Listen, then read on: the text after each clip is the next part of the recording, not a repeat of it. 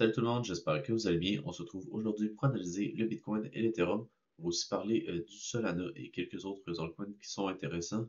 On vient juste d'avoir news que l'Israël avait en gros attaqué l'Iran. Donc on a une petite chute du marché. On peut voir que le Bitcoin a descendu un petit peu juste là. Donc on a un petit crash ici, mais ça reste que ça a quand même tenu le low du range. Donc on est venu chercher la liquidité en dessous du range. Donc pour moi c'est assez bullish, puis ça se pourrait qu'on soit sur un bottom long terme, ou en tout cas on est très très proche de bottom long terme à mon avis. Donc on va aller voir ça directement sur TradingView. Donc justement, je voulais juste vous montrer l'SP500 qu'on peut voir qui a bien décroché quand on a eu la news.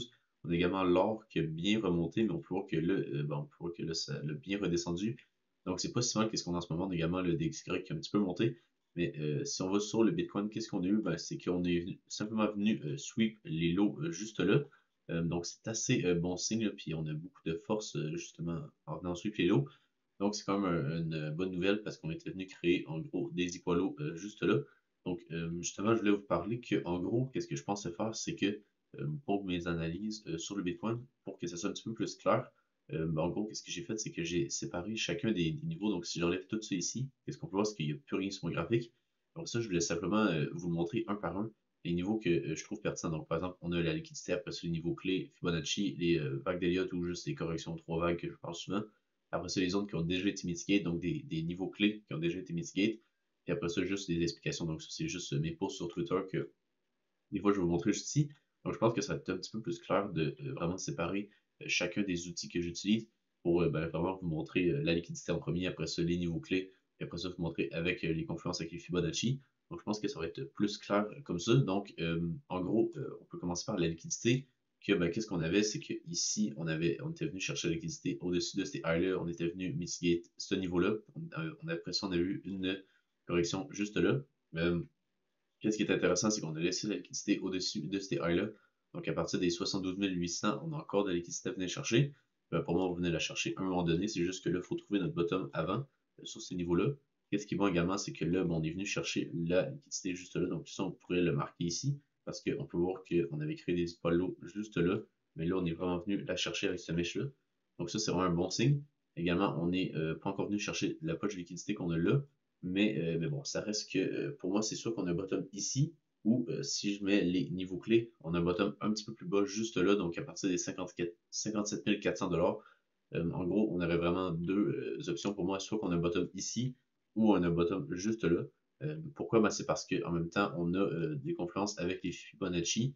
Donc, si on prend en gros les Fibonacci du plus bas qu'on a fait juste ici, jusqu'au plus haut. Bon, en gros, on a les 0,5 de Fibo qui ont de la confluence juste là.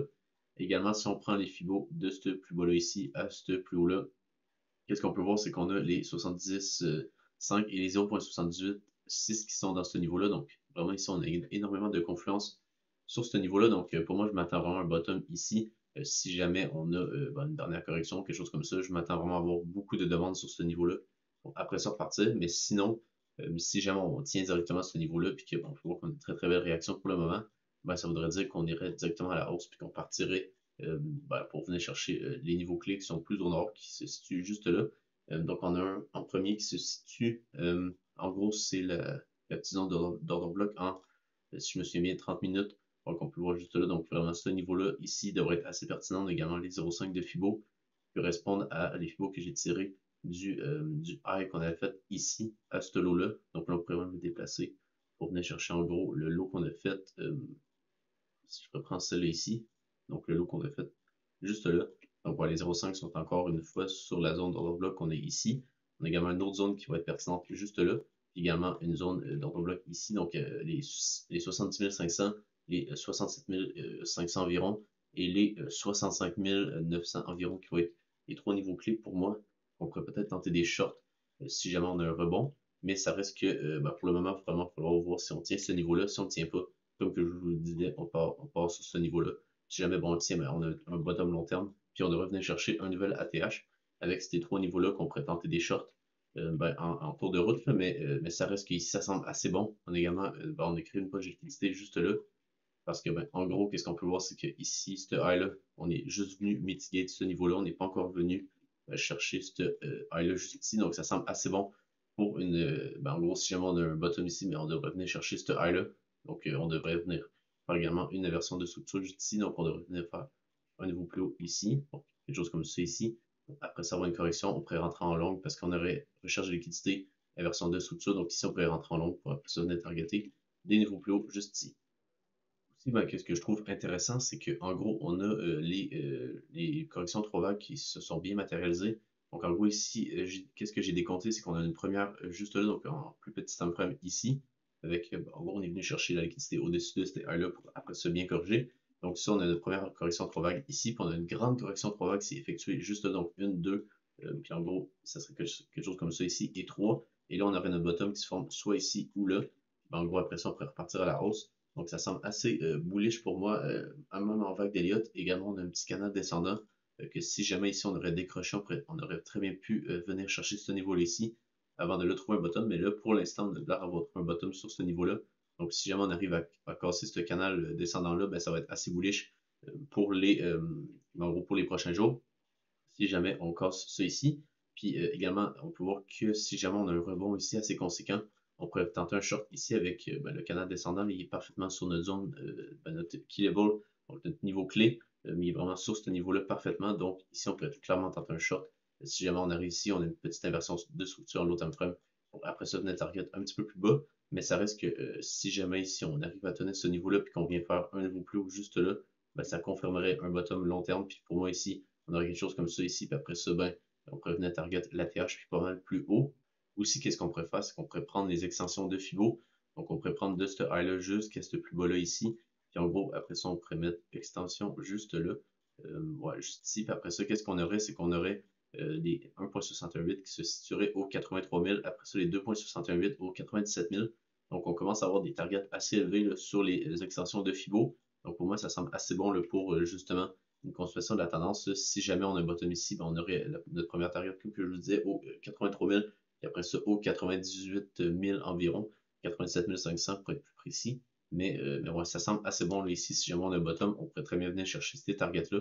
Donc, si jamais on voudrait tenter des positions en swing, là, donc des positions longues, ben, plus high time frame, donc on attendrait quelques jours, quelques semaines avant qu'ils se matérialisent, ben, on pourrait très bien venir target ces niveaux-là ici pour moi. Parce que si jamais on vient casser ce high-là, on devrait venir casser également celui-là ici à cause de la liquidité.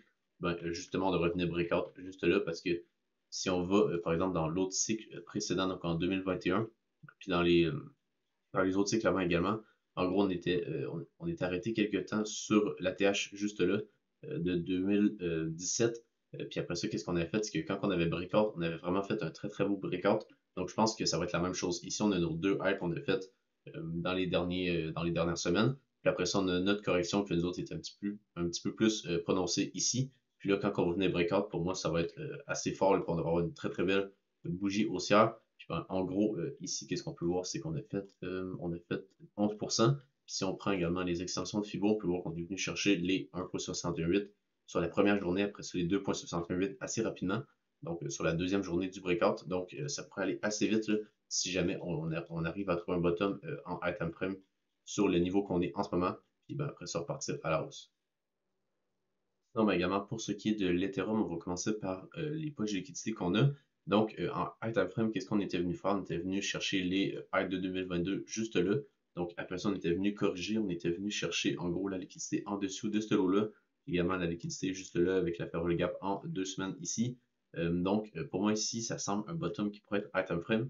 Donc, ben, en gros, également, si on va en low time frame, qu'est-ce qu'on est venu faire? C'est qu'on est venu justement ce soir-là on est venu chercher en gros la liquidité en dessous de tous ces lots-là. On n'est pas venu chercher la dernière mèche ici, mais c'est pas plus grave parce que sûrement que la poche de liquidité était juste là. Donc moi, ça semble assez bon pour ce qui est de l'Ethereum, puis on devrait sûrement avoir un bottom ici là, avec la réaction qu'on a en ce moment. Puis, en gros, là, la prochaine target, ça serait les liquidités qui se situent plus au nord, donc à partir des 3125 $. Également, si on regarde les niveaux clés qu'on a, j'en avais un high time frame qui était un petit peu plus bas, donc c'était si jamais on venait faire un bottom juste là, ben, en gros, on en avait un à partir des 2688 $, mais finalement, ben, pour le moment, on n'est pas venu le chercher, mais bon, ça reste que c'est un niveau qui est intéressant. Si jamais on y revient, on a également les highs juste là qu'on avait fait qui correspondent à peu près là, à ce niveau-là. Également, si on prend les Fibo, qu'est-ce qu'on a, c'est que on est toujours dans la zone de rechargement de longue. de tout le mouvement aussi qu'on a fait ici. Donc, ça semble assez bon là, pour trouver un bottom high time frame ici pour après ça, ben, repartir à la hausse. Sinon, également, qu'est-ce qu'on a? Ben, c'est qu'on a en gros les Fibonacci ici. On a un Fibo, en gros, qui part de ce high-là ici à ce low-là. Donc, on peut voir que ben, on est directement venu chercher les 0,5, mais on a encore ce niveau-là ici. Donc, les 0,68, les 0,76. Donc, ce niveau-là ici qui va être à surveiller. Également, j'ai noté qu'on avait un niveau clé juste là, qu'on pourrait venir chercher. Également, d'avoir quelque chose ici là, que j'ai pas encore regardé. Mais on devrait avoir clairement ici une opportunité de short si jamais on revient sur ce niveau-là. Donc, juste avec la ferveur gap qu'on a ici, ça devrait être bon là, pour trouver un short sur ces niveaux-là. Puis en même temps, on a les 0,5 ici. Donc, ouais, je dirais que en gros, la zone d'ordre bloc qu'on a ici pourrait être très intéressante pour trouver un short parce qu'on a les 78 et 75 ici et les 0,5 juste là. Donc pour moi, là, ce niveau-là pourrait être assez pertinent pour trouver un short. Mais sinon, comme que je vous disais, là, en low time frame, ça semble assez bon pour avoir trouvé un bottom avec la réaction qu'on a faite ici. Aussi, ben, qu'est-ce que je voulais vous montrer, c'était le Dogecoin qui était assez bon, qui était assez bullish ben, sur les dernières heures, parce que en gros, premièrement, ici, je voulais vous montrer que j'avais pas pris de long sur l'inversion de structure qu'on avait là, parce qu'on avait une correction trop vague, donc 1, 2 et 3. Donc, j'avais bien fait de ne pas prendre de long ici. Donc, ça, on peut l'enlever ici, mais qu'est-ce qui est vraiment intéressant, c'est que si on dézoome un petit peu, qu'est-ce qu'on peut voir, c'est qu'on est venu chercher la mèche juste après la petite mèche de liquidation qu'on a eue ici. Donc, juste la petite mèche ici qu'on est venu chercher parfaitement avec cette bougie-là. Donc, pour moi, ça pourrait être très bien un bottom sur le Dogecoin. Puis, on pourrait sûrement repartir à la hausse. Donc, on voudrait surtout trouver des longues. Donc, qu'est-ce que moi, je m'attends, c'est qu'on vienne faire un nouveau plus haut ici. Puis après ça, on pourrait pas corriger, faire quelque chose comme ça ici, corriger un petit peu. Là, on pourrait tenter un long pour après ça venir chercher le Monday High qui est juste là. Donc, ça va être un niveau que je vais regarder, mais sûrement qu'on va venir le chercher, ce niveau-là. Même si c'est pas nécessairement cette semaine, ça pourrait être la semaine prochaine. Parce qu'en gros, ici, on a accumulé énormément de liquidités. Et également, qu'est-ce qui est intéressant, c'est qu'on a sûrement un orthobloc en low time frame qui se situe juste là. Donc, je regardais en même temps, si jamais je peux avoir un long ici, ben, je voudrais TP ici pour après ça tenter un short sur ce niveau-là pour après ça justement ben, tenter juste une petite correction là ici pour peut-être pourquoi pas après ça continuer à la hausse. Mais ouais, c'est ça. En low time frame, sûrement qu'on a un order block qu'on peut venir raffiner un petit peu sur ce niveau-là ici, où on pourrait venir en gros dire que ce niveau-là, plus précisément, donc la bougie qu'on a faite ici jusqu'au R juste là, ce serait vraiment notre niveau de résistance. Puis ben, également, on pourrait venir le raffiner à ce ici, donc ce niveau-là, juste là, qui pourrait être vraiment le niveau clé, qu'on devrait venir trouver un top ici avant de corriger. Pourquoi qu'on devrait trouver un top? Ben, c'est parce que en gros, on a accumulé beaucoup de liquidité juste avant. Donc, on devrait sûrement venir taper toute la liquidité qu'on a ici, puis même sur les highs qu'on a là. Puis après ça, corriger, puis venir chercher ben, une correction comme que je vous montrais. Pourquoi pas après ça ben, continuer de tendance, mais quelque chose comme ça ici. Donc, par exemple, on a un bottom juste là sur le Dogecoin. Puis après ça, on vient chercher exactement ce niveau-là pour après ça corriger un petit peu. Puis là, après ça, avoir une tendance haussière, ben, ça se pourrait très bien. Donc ici, on pourrait clairement trouver un petit short là, à prendre avec peut-être 2 ou 3 heures pour après ça, ben, justement avoir la petite correction pour après ça partir à la hausse. Je vais également vous montrer un graphique qui est un petit peu moins beau, mais je pense que c'est aussi important de vous montrer ces graphiques-là parce que, en gros, ça vous montre vraiment qu'est-ce que moi je veux voir et qu'est-ce que je veux pas voir. Donc, par exemple, sur le Solana ici, qu'est-ce qui est intéressant, c'est qu'on n'est pas venu chercher les lots qu'on a fait ici, donc on accumule une poche de liquidité juste là. Donc pour moi, c'est pas le genre de graphique que je voudrais long. Je voudrais plutôt qu'on vienne chercher la liquidité comme qu'on a fait sur le Dogecoin, pourquoi pas venir chercher la petite mèche ici, après la mèche de liquidation qu'on a faite juste là. Puis là, après celui-là, oui, on pourrait tenter un long. Donc, je voudrais vraiment attendre quelque chose comme ça ici pour là, après ça, tenter un long avec une inversion de structure sur ce niveau-là. Mais pour l'instant, là, c'est pas, en gros, c'est pas ce niveau-là ici que je voudrais tenter un long, vu qu'on a accumulé de la liquidité. Maintenant, si on passe sur l'order flow du Bitcoin, qu'est-ce qu'on peut voir? C'est que, ben, en gros, on a les fundings qui sont en positif, mais juste avant, ils étaient vraiment négatifs. Là, donc, en gros, si on met une ligne verticale de ce niveau-là ici, après ça, si on regarde, c'était ce niveau-là juste là. Donc, en gros, de tout ce high-là ici, on avait pas mal de shorts qui étaient ouverts. Puis, qu'est-ce qu'on peut voir? C'est que, ben, sûrement qu'ils se sont fermés un peu parce qu'on peut voir que ici, on peut voir qu'on a eu des positions qui se sont clôturées. Donc, finalement, les fundings en négatif qu'on avait ici, que moi j'étais assez bullish parce que ben, justement on avait des fundings en négatif. Donc, ici, ça aurait très bien pu directement qu'on fasse un short squeeze. Mais comme que je vous dis, ben, on a eu une annonce ben, en gros de l'Israël qui a riposté avec l'Iran. Donc, on a eu la petite chute qu'on a eu juste là. Mais bon, ça semblait assez bon ce matin là, pour avoir une confirmation de la tendance ici. Mais comme que je vous dis, là, avec les fundings qui sont tombés en négatif, on peut voir que en gros, les shorts ils ont simplement pris des profits. Donc je pense que c'est un petit peu moins bon pour le moment, mais ça reste que les fundings sont assez bas, les spreads également.